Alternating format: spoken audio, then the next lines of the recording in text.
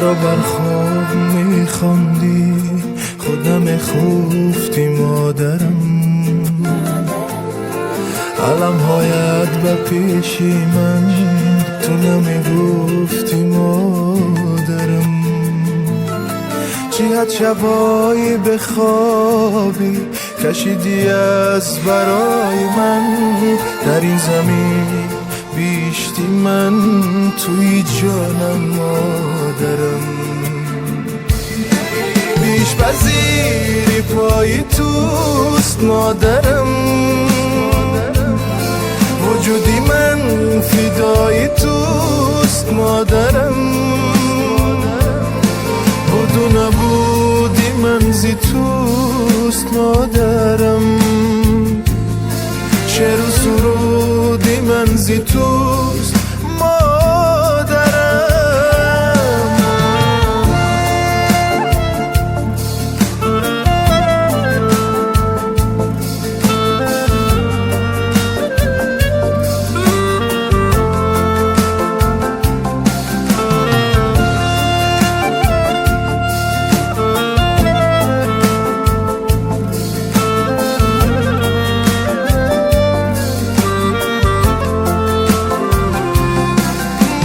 پناهی من بودی، نور نگاهی من بودی، توی نیازی من فقط ای قبلگاه.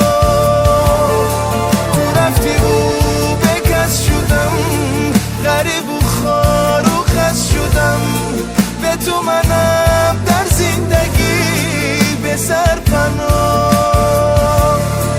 بیش پذیری پای توست مادرم، وجودی من فدای توست مادرم. بود و نبودی من زی توست مادرم، شعر و سرودی من زی توست مادرم.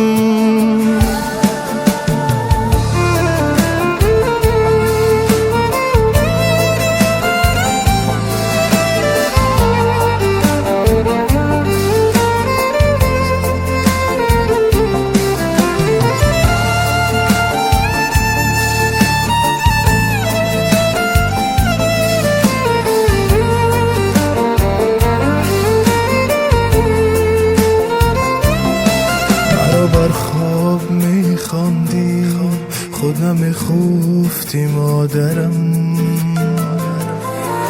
علم هایت به پیشی من تو نمیگفتی مادرم. جهت شبایی به خوابی کشیدی از برای من، در این زمین بیشتی من توی جانم مادرم. در این زمین بیشتی من توی جانم مادرم.